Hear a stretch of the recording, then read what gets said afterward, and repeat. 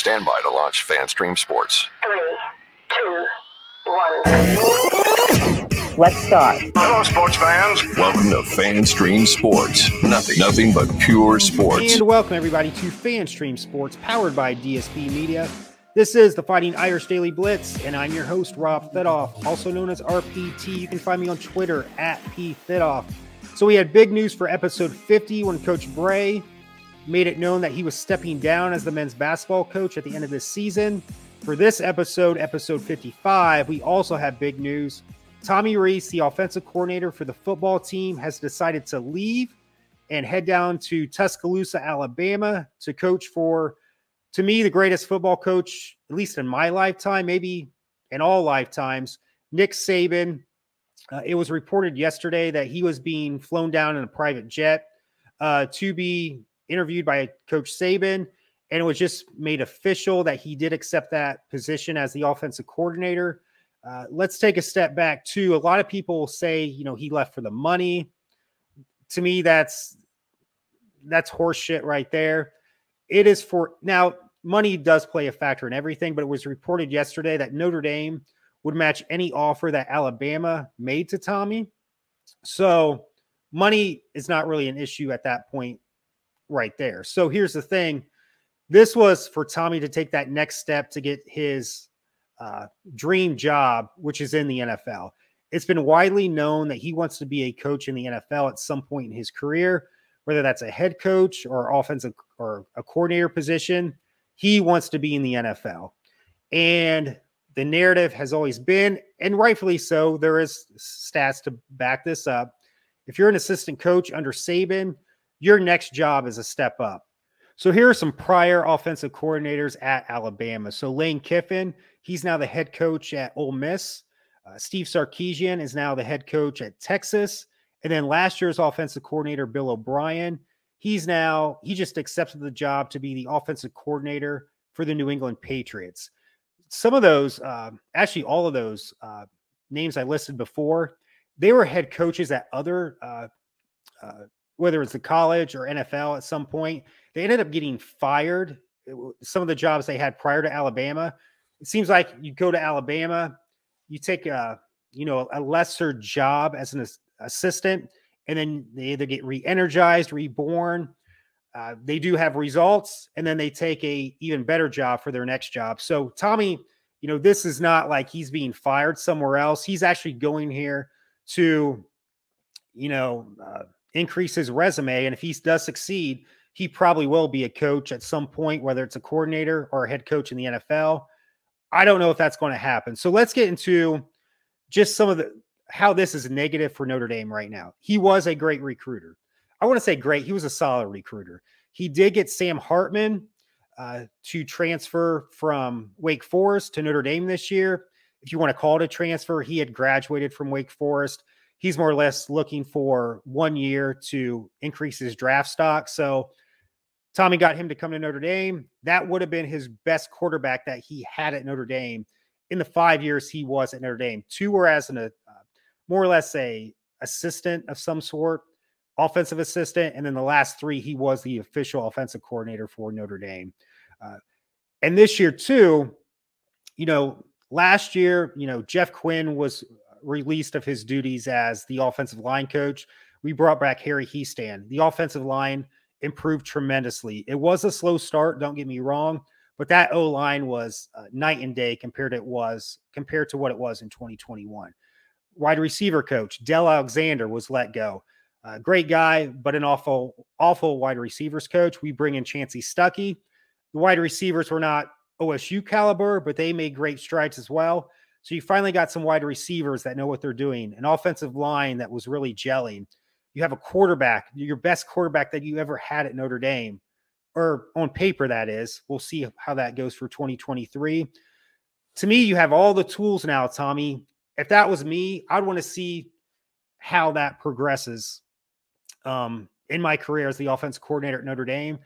I would like to see how that happens. I know people are different that way, but it's like I finally have all the tools I need to succeed. I'd want to see how that goes. But he doesn't want to see that. And I get that. Now he has a chance to learned from the greatest coach of all time. And, Nick Saban can back that up to say, hey, look at all my assistants. Their next job is even better than what they had here at Alabama. But here's the thing, too. Is Tommy Rees that good? I still don't know that. He did some good things, with what he only had at times I thought Drew Pine was not even good enough to play Division II at the NCAA level. The offense did have its moments this year with a limited QB play. And anything that could go wrong with the quarterback play this year, it did. And they never imploded that much, but he kind of kept everything pretty steady with that offense this year with everything that could go wrong. But still, I'm just, is he that good? And they said, well, he coached the winningest quarterback of all time in Ian Book. Let's take a step back here. Ian Book, he played in a lot of games for Notre Dame. He was a solid quarterback, but he was not a superstar. I know a lot of people think he was. He wasn't. So here's the thing. Ian Book played in a lot of games, winningest quarterback of all time. But in 2018 and 2019, when Chip Long was the coach, his stats were better when Chip Long was the offensive coordinator instead of when Tommy Rees took over in 2020. I know that was a COVID year, but the stats don't lie. 2018 and 2019, Ian Book's numbers were better than what they were in 2020 under Tommy Rees. And the thing with Ian Book, too, not to get too far off the subject, he had a lot of talent around him, and he had a defense. If you gave Brady Quinn, now Brady Quinn had some talent around him with Jess Samardzija, Darius Walker, Rima McKnight, Maurice Stovall, and he had a solid offensive line, but he had an awful defense. Those Charlie Weiss defenses were awful. You get Brady even more talent than what Ian had on offense and also a great defense to back him up so the offense doesn't have to score every single possession. I think Brady Quinn would have been the winningest quarterback in ND history, but that's a discussion for a different day. So, why is Tommy leaving? Nick Saban, 7 titles.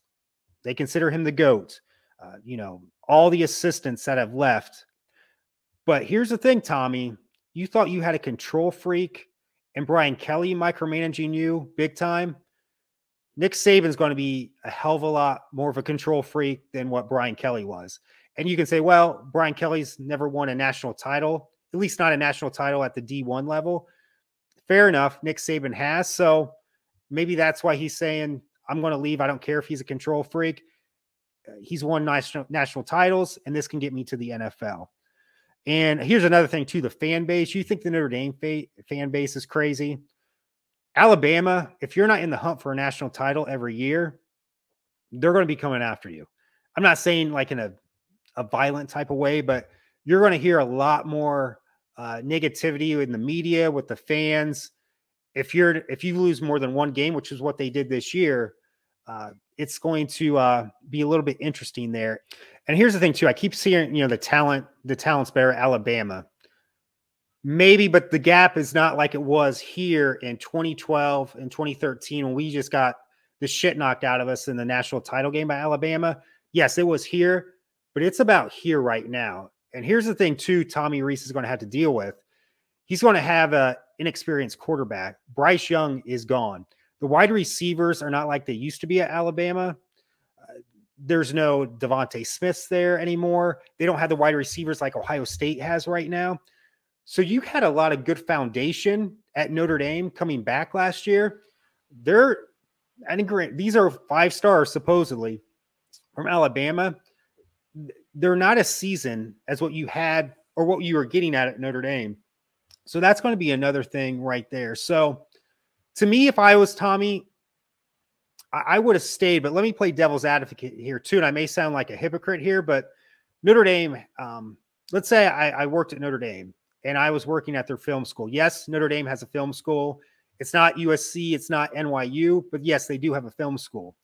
And hey, I'm working for Notre Dame, dream job to be working for Notre Dame. And also in film, because I'm a big movie guy. Well, let's say USC, the hated rival for Notre Dame, calls me and says, we want to hire you for our film school. And here's the thing too. Steven Spielberg, who's on their board, at least I think he's still on their board, part of this deal, you will work with Steven Spielberg on his next, let's say, 2 to 3 films as a consultant, but you more or less be Steven Spielberg's right-hand man for his next 2 movies, where you'll be heavily involved. Where's the U-Haul truck right now? I would accept that in a heartbeat. Even though I'm working at Notre Dame, to work for let's say, the most influential filmmaker of our generation, if not of any generation, because he more or less changed the way we see movies. I mean, the blockbuster really wasn't in term until Steven Spielberg came on board with Jaws, and then you got E.T., Indiana Jones movies, anything that he's a part of, it's a big event. Maybe not so much now, but it's still Spielberg. I would jump at that in a heartbeat. So I think that, and that's why Tommy's leaving.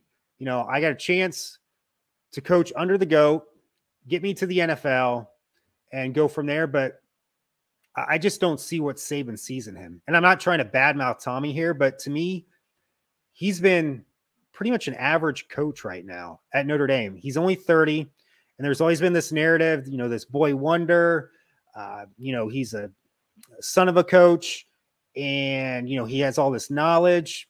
And here's the thing too, and let me do this real quick too, just to show you how the media can really make things better than what they are, or more negative than what they are. This is from ESPN when it was known that he was taking the job. This is what ESPN says. And I have some friends that always say, oh, ESPN, they don't know what they're talking about. They have an agenda of their own. Now I kind of push that to the side, but I'm starting to kind of believe this more and more.